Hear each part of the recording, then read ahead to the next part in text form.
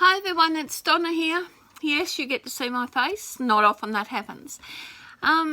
We put a poll up a couple of days back, or maybe a few days more, about what are the things you want to see in this group.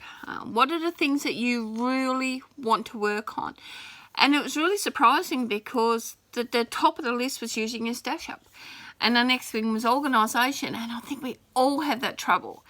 So I'm going to do a couple of really little short tutorials or ideas, maybe an idea thing, and I'm not even going to edit anything out, so what you see is what you get. Okay, now a couple of things you should start with, what I feel personally. Before you start organising your room or your stash, clear some space. And to do that, you need to have a little space so you can actually organise. So I know it sounds ridiculous, but it's true. So put everything in their categories. For example, put your stamps together, put your papers together, put your ribbons together, put your buttons together, and so on. You need to do that first so you can use your stash up, because it's no use having buttons there, buttons there, buttons there, and buttons there, because you're going to forget what you got. So even if you get containers with lids on it, just throw it all together. Well, you can do the organisation later, but really just throw it together. Put them in the containers, and that way you can start using your stash up. When you get time, then what you can do, you can go through that each individual container. And they can be great big containers. They don't have to be little tiny containers. So what you need to do is that you go through them containers, and then you can sort them out later. And you can sort them out in all sorts of ways. But at the moment, we're just talking about using your stash up node organisation, which will come directly. Okay, so that's sort of the most important thing. Look on Pinterest, look on blogs, look on the Facebook groups, because there are dozens and dozens and dozens of ways of how to use up your stash. No kidding, right? This is some of the things I'm doing, so I'm not going to leave it too long to let you do this, to do this video. So I will get straight into what I'm doing with a couple things, and I'll do little short ones along the way and show you how I'm storing things, organising things, using up my stashes and all that kind of thing. So I'm getting it pretty good now, so this is what I do. So with my A4 card, I cut it down into half that way. I use white mostly on my cards. I'm not sure if anyone's ever noticed. Usually it's white or black, maybe, sometimes cream. I very rarely use colours, and the reason I don't use colours is because once that's folded, or scored and folded, because it makes it so much neater, once it's folded, and then I got this card size, I then create mats to put on them, and the mats is where I use the colour. Okay, so if you've got A4 paper, or I don't use paper, I use cardstock. Now everybody says what kind of cardstock, what size. 200 GSM is probably a good size. 220 is getting a bit thicker. 250 is quite thick, so it depends on what you want to use. Mine's between 200 and 250.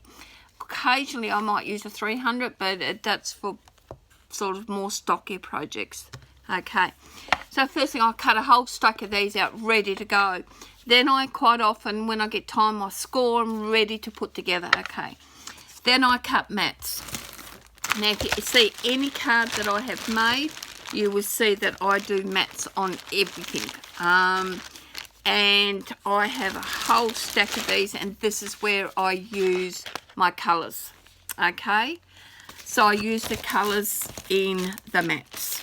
And then I go down in 1/4 inch increments. So I'm not sure if... And I do use white on white quite often, so that's really good. But as you can see, all different colours. There's some greens at the back. There. And I use all colours, all shades of them colours for mine. So I make stacks of them. Then what I do is that, again, uses up lots of my stash and ready for the projects that's coming shortly.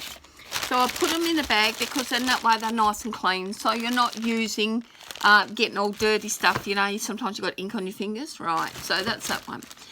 Then I also create embossing folders. I've got tons of embossing folders. So what I do is I do heaps of embossing folders, like heaps. Okay, so I'll get them ready as well. You can see that I do white. I mean, I do colours, but it's not very often.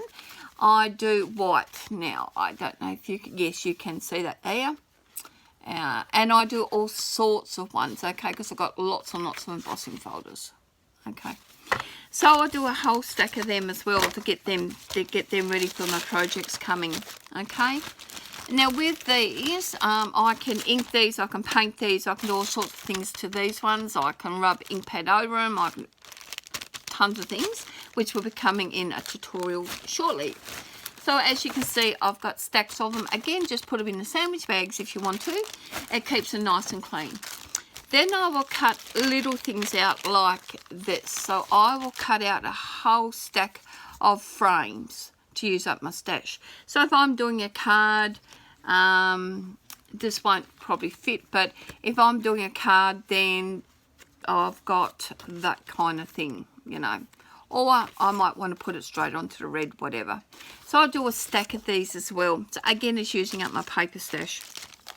Okay. I then do smaller ones. Okay, so these are smaller again. So you've got your card base. You've got your mat, which fits onto there and will be nice and even. Then you have another mat, which is 1/4 of an inch smaller. I should have probably put one of these together for you, but there you go. These ones fit, these ones here actually fit, so you've got a bigger edge. So I cut out a heap of these. Some are embossed, some are just straight, not a problem. I then love doing ATCs. And AT stands for Artist Trading Cards, which you quite often swap. And these are 3.5 inches by 2.5 inches. So I make a ton of them as well. I also do some gold ones to and silver, that kind of thing, ready to go. So as you can see, I've got different sizes. I also love doing ATC coins. Now, I don't know if anyone does the coins, but I absolutely love coins. Again, I usually do white, and then I can do a matte to go on that. Or in this case, I've done jelly plates, and I've actually cut them out with a 2.5 inch circle punch, and made some with the jelly plates. Okay. Now with these are using just copy paper, simple old copy paper. And what I've done is I've actually cut one of these out of cardstock, and I've then glued that on there. Okay, I quite often glue 3 or 4 of these together to give me some stability. Then that could be my background, and then I will just put something on it. So you see, I'm getting ahead, I'm planning things in advance, and I'm using up my stash. So that's a part of it. Now I think that's about, and here are some more ATCs. As you can see, with the ATCs, I usually make 3 or 4 colours. White, brown, cream and black are the normal colours that I actually make. Okay, again, I've put them into a little Ziploc bag, ready to go when I'm ready. So that's using up this bit of stash. I also make, do pattern paper ones as well. So we've all got a stack of pattern paper, and I use the pattern paper for my cards, getting that ready, but I make kits with that, and that's something I'm going to show you in the next one. Okay, I'll catch you soon. Bye.